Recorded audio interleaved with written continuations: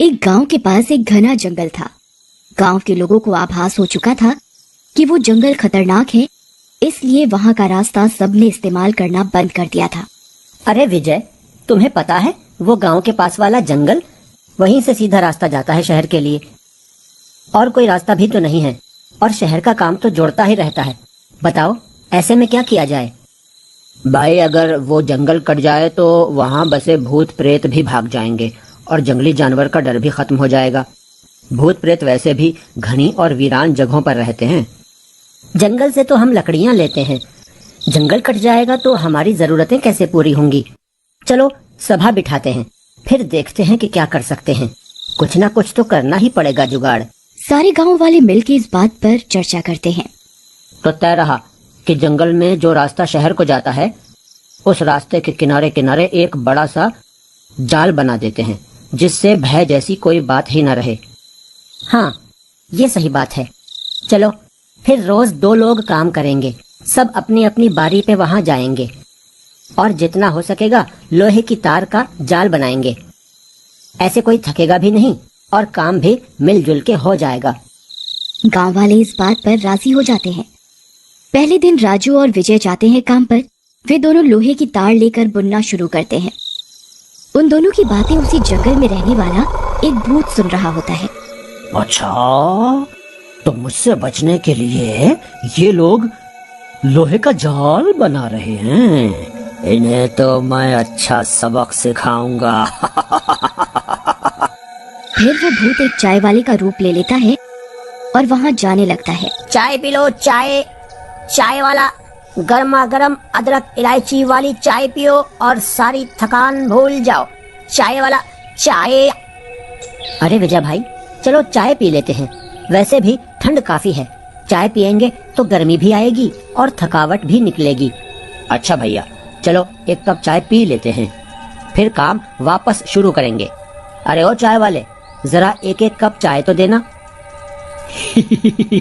मैं तो चाहता था कि तुम चाय मांगो। हाँ जी भैया, ये लो गर्मा गर्म कड़क चाय। और वह दोनों को चाय का एक एक कप देता है। चाय पीते ही राजू और विजय को चक्कर आने लगते हैं।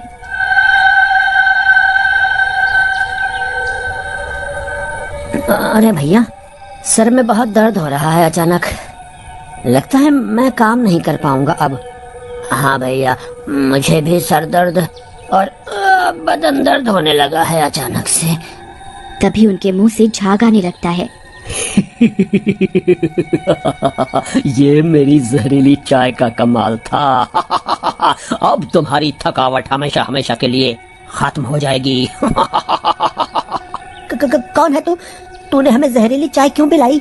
तेरा क्या बिगाड़ा था हमने? तभी भूत अपने असली रूप में आ जाता है। तुम लोग ये जाल मेरे लिए बना रहे हो ना, पर जब ये पूरा होगा तभी तो बचोगे ना मुझसे। लोहे का तार लगा रहे हो, जिससे मेरी शक्ति इसके आर पार न जा सके। अब बनाओ जाल भगवान के घर जाके। राजू और विजय भूत का असली डरावना रूप देखकर सदमे से मर जाते हैं। शाम को वहाँ रामू काम देखने आता है। अरे भाइयों, यहाँ सोने लगे क्या? काम कौन करेगा अगर ऐसे ही सोते रहे?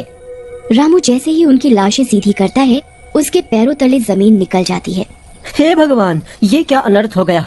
ये दोनों कैसे मर गए? रामू भागता जाता है और बाकी लोगों को ले आता है। हे भगवान, लगता है इन्हें किसी सांप ने डसा है, तभी इनके मुंह से झाग निकल रहा है। सही कहा भैया, ये जंगल है ही मनहूस।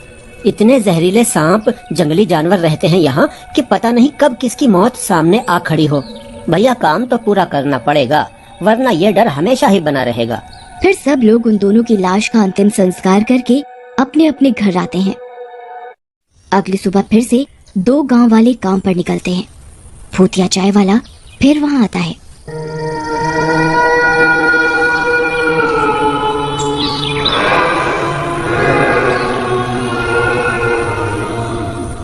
चाय पियो, गर्मा गर्म चाय।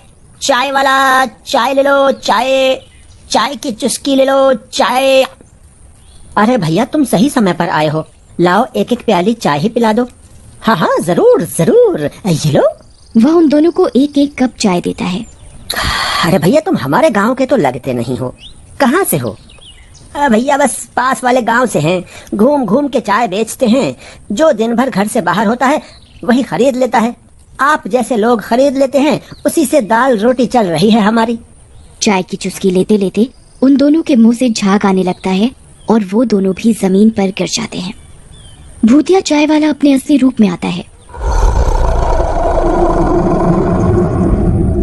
पियो पियो और चाय पियो। कैसी लगी चुस्की? हैं? भूत भूत भूत। और कहते ही वे दोनों भी स्वर्ग से धार जाते हैं। भूत उन दोनों को वहीं छोड़कर वापस जंगल में चला जाता है, पर भूतिया चाय वाले को भूत का रूप लेते हुए रामू छुप कर देख रहा होता है।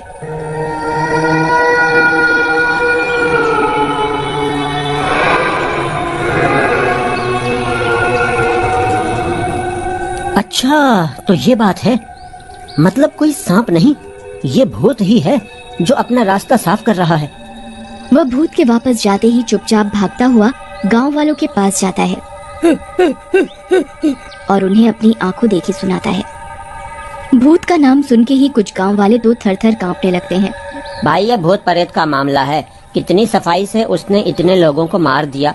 वो बहुत ताकतवर है, पता नहीं किस रूप में सामने आए और हमें भी मार दे। मैं नहीं जाऊंगा उस रास्ते, काम हो या ना हो। नहीं भाई, ये समय डर के भागने का नहीं, बल्कि उसका डट के सामना करने का है।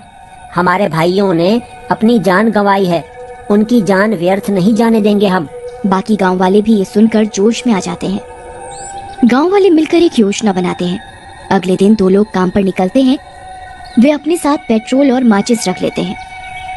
रोज की तरह भूत चाय वाले का भेष लेकर चाय बेचने आता है।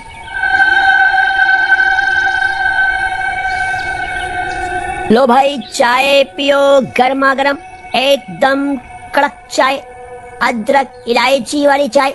चाय हाँ भाई लाओ पिला दो। वैसे तुम कौन से रास्ते से आए?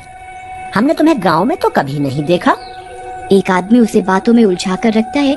इतने में दूसरा आदमी पीछे से चुपचाप पेट्रोल की कट्टी खोलता है और भूतिया चाय वाले पर छिड़क देता है। पेट्रोल गिरते ही भूत तिलमिला उठता है और अपने असली रूप में आ जाता है।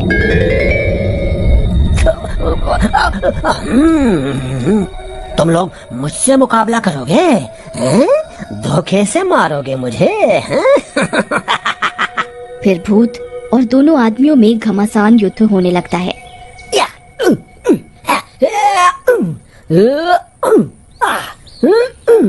भूत उन दोनों को उठा उठा कर फेंकने लगता है। तभी वहाँ और भी गांव वाले आ जाते हैं। अरे सोच क्या रहे हो? माचिस जलाओ और फेंको भूत पर।